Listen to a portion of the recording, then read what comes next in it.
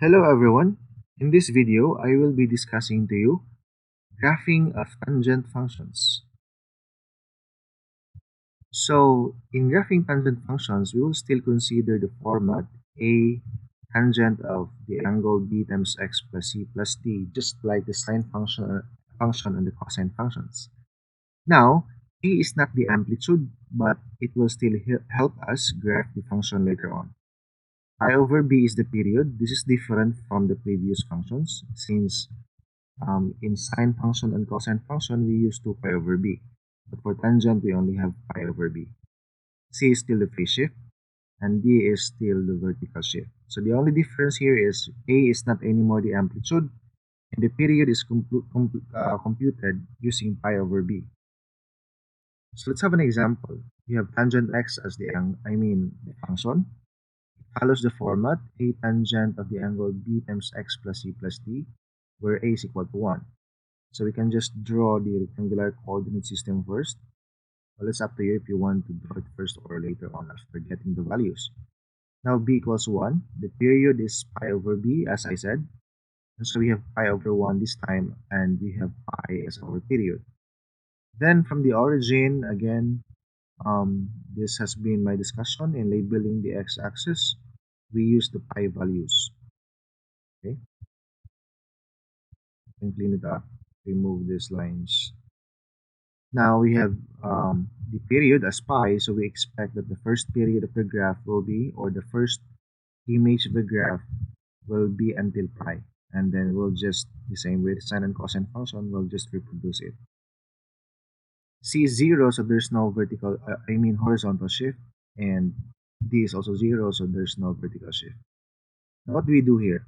Actually, guys, we still take the middle point, the same as what I have been doing in graphing sine functions and cosine functions. So from the origin and the period, we will take the middle point, middle area, or the middle location, but this time it will not be, um, or we will not be placing a point there, or we will not be plotting a point. Instead, we will draw an asymptote over it, which means the asymptote will always pass through the middle point of the starting point and the period. Okay, so that will be our first asymptote. There will be multiple or infinitely many asymptotes. The asymptotes has distance, or the distance between the asymptotes will always be the period, so which means it will be pi this time. From here, from this first asymptote, all you have to do is to add pi, or that's 1.6 plus pi, in order to get the next asymptote. So from here, 1.6, or that's actually 1.57 approximately as well, in two decimal places, plus pi, use your calculator, and then you will get this next asymptote here. Okay, it's around 4.7 in the x-axis, plus, minus this time on the left side. So again, if we are going to get the right asymptote, then you have to add pi, and then here on the left you have to minus pi. So that's around, it's negative 1.6. Okay, it's negative 1.6 of the x-axis. Then let's start drawing the curve. What will we do here?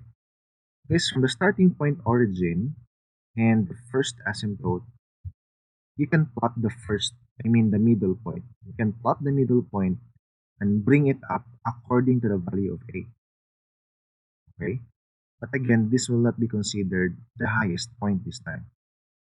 The same way on on this this side here, this part here of the x-axis, the asymptote and the period, you can just take again the midpoint and bring it down until negative 1. Again, we base on the value of A, which is equal to 1. And the same way as what we have as what I have said in the other side, this will not be considered the lowest point because the graph of the tangent is this one.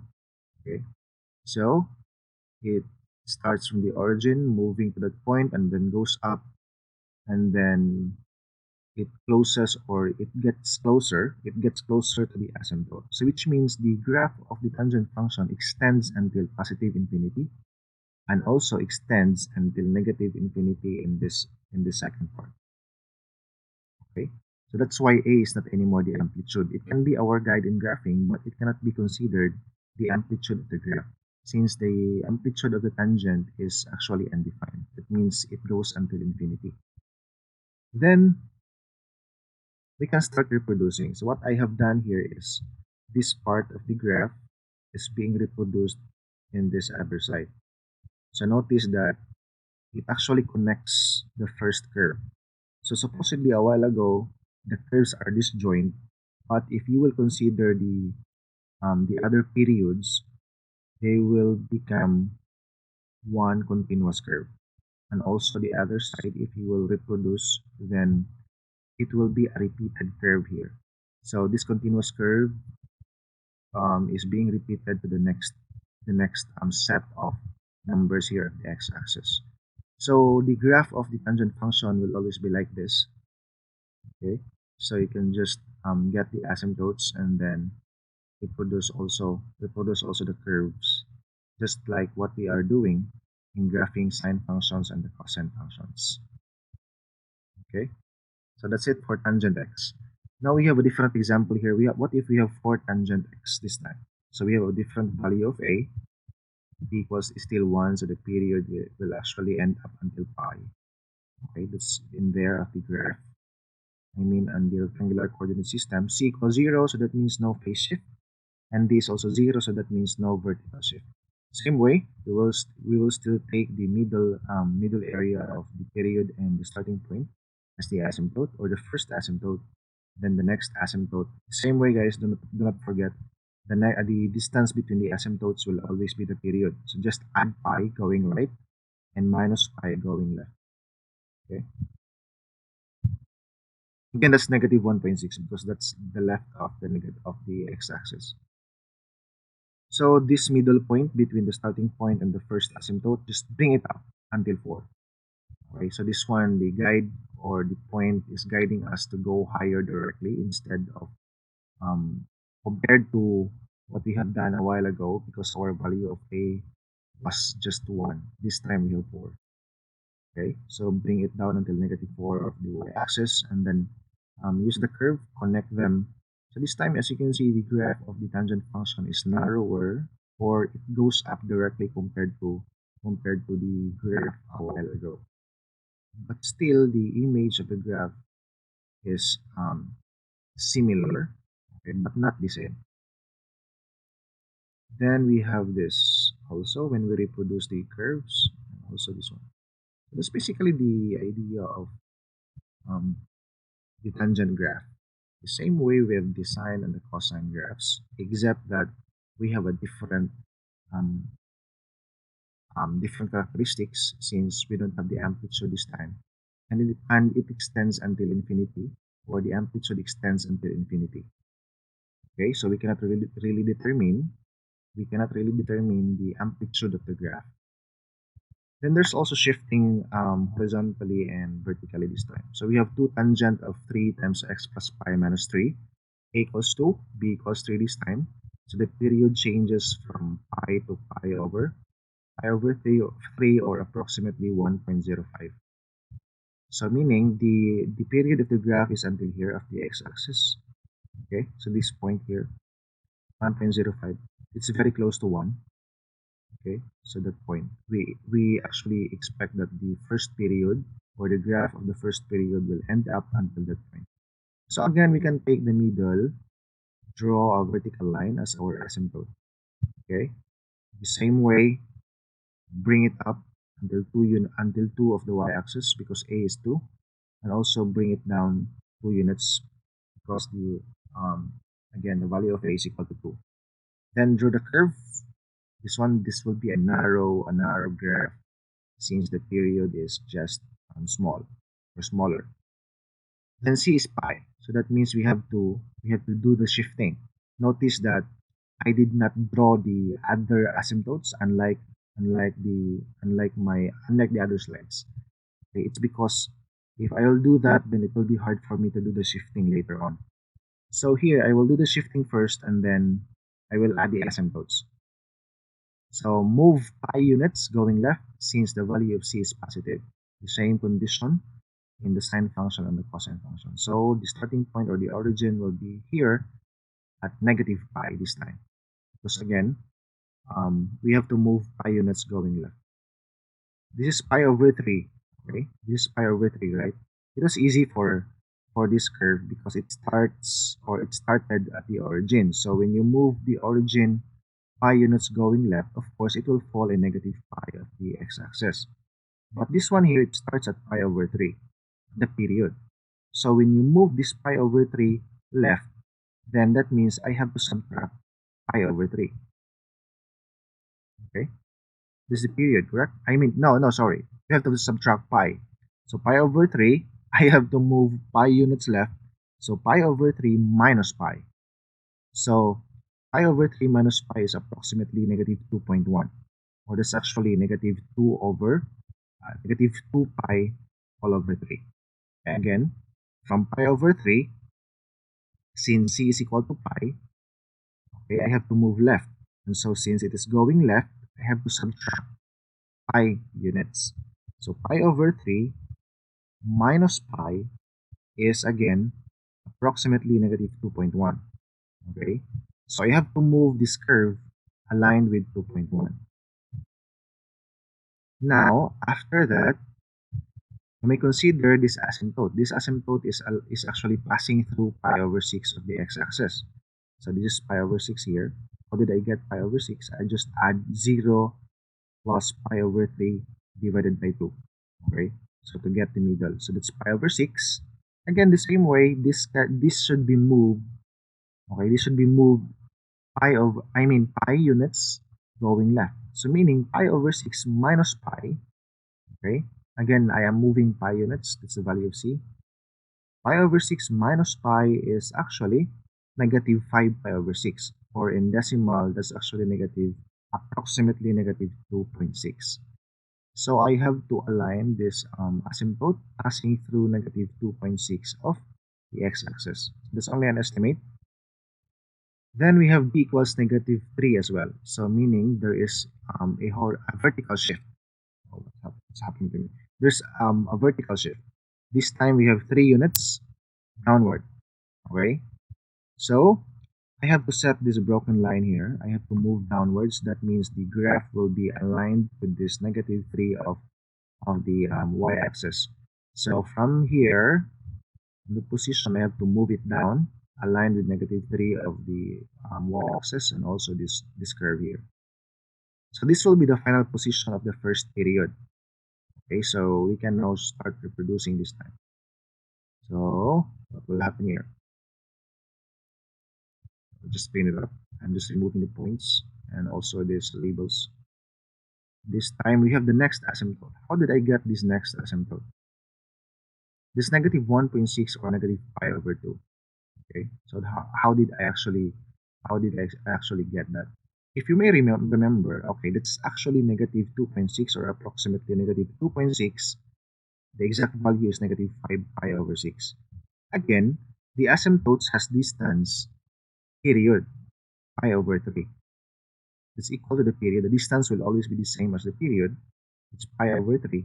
So which means negative 5 pi over 6 plus pi over 3 will give you what? It will give you these numbers.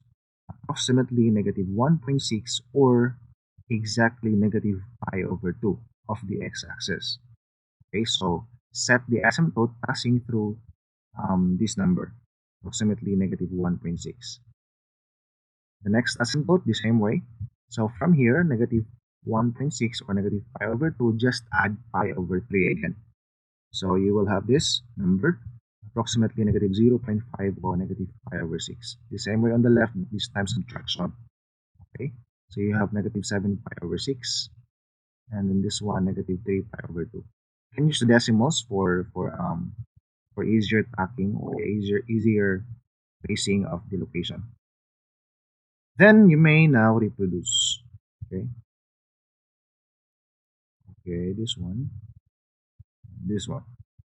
also this part here, this part, and this part.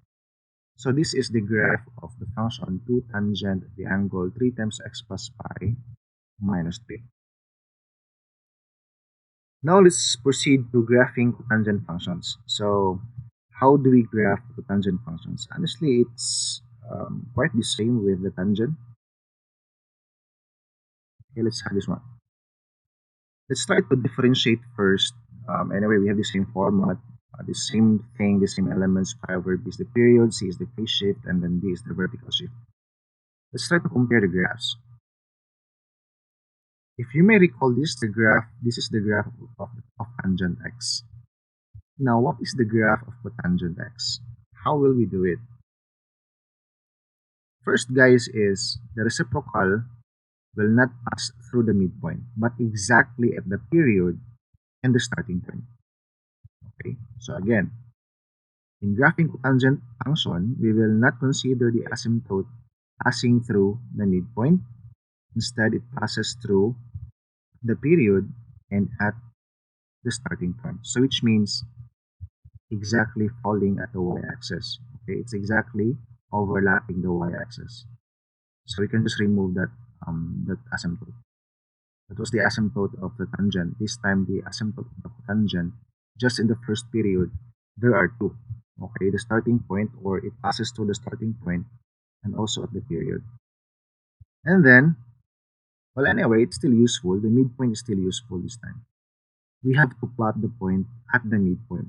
So it's like the inverse, or actually the reciprocal. That's why it's called reciprocal, because the intersection of the midline and the curve in the tangent. So honestly, this point here is the intersection of the midline and the curve tangent. Okay, this is now the asymptote. And then the asymptote of the tangent here, the tangent has an asymptote passing through 1.6, supposedly in tangent. But then since this is cotangent, it has actually a point there. It will be the point of intersection, actually. So it is actually the opposite. So these curves will be removed and it will be replaced by this curve. So it's like the mirror image of the tangent function. Okay. So just in the first period of the cotangent function, the curve is already continuous. A while ago, if you will try to consider this tangent function graph, they are disconnected. Looks like there are two curves, but anyway, in the in graphing the next periods, they will be they will become continuous.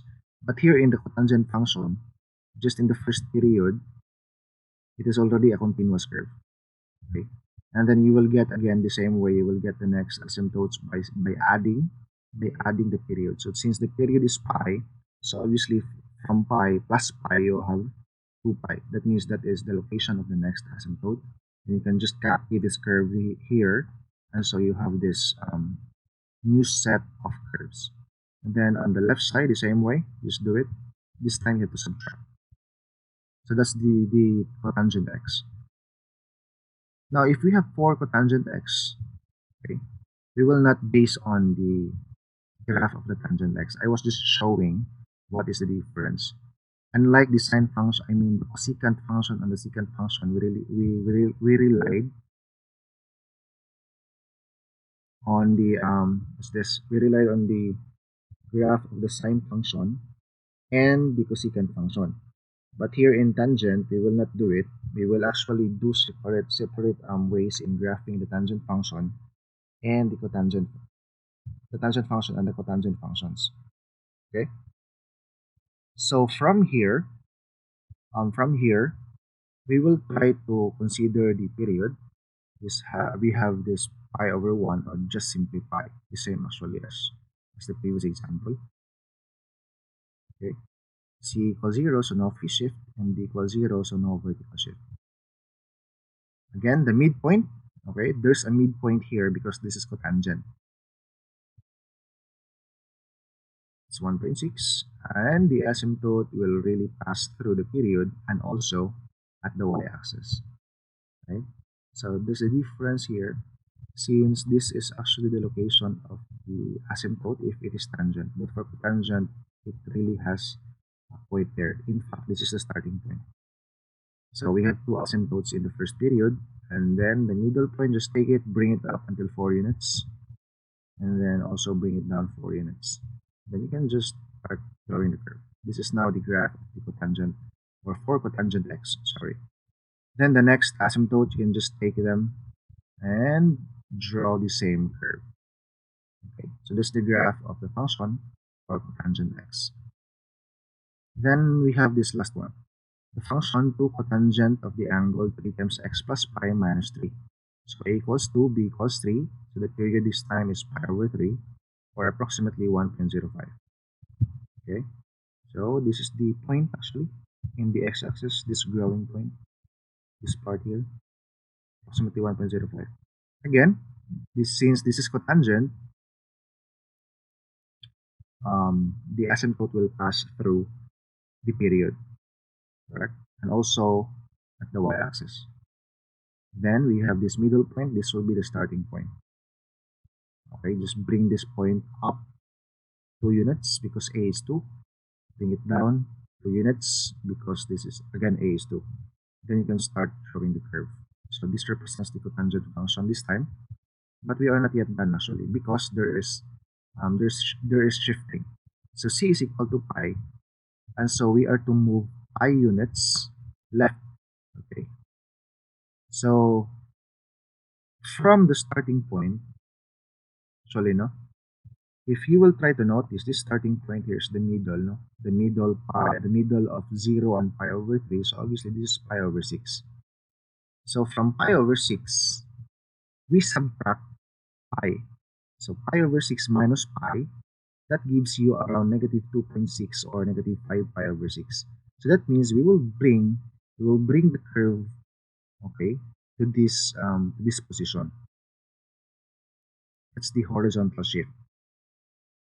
And then what's next? We have the vertical shift. Sorry, we have to move first the asymptote of pi over 3 minus pi as well. This is approximately negative 2.1. We have done this one a while ago. Okay, so that's the new positions of the asymptotes. Let's proceed to the vertical shift. D is equal to negative 3, which means we have to move 3 units downward.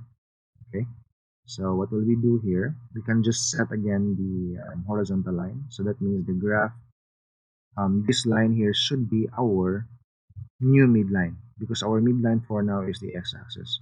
So we'll bring the curve down 3 units. Okay, so just bring that center point if you want, and then bring the curves. So this will be the final position of the first period. Next to that, we'll be getting the additional asymptotes and drawing the curves. Okay, so just clean them.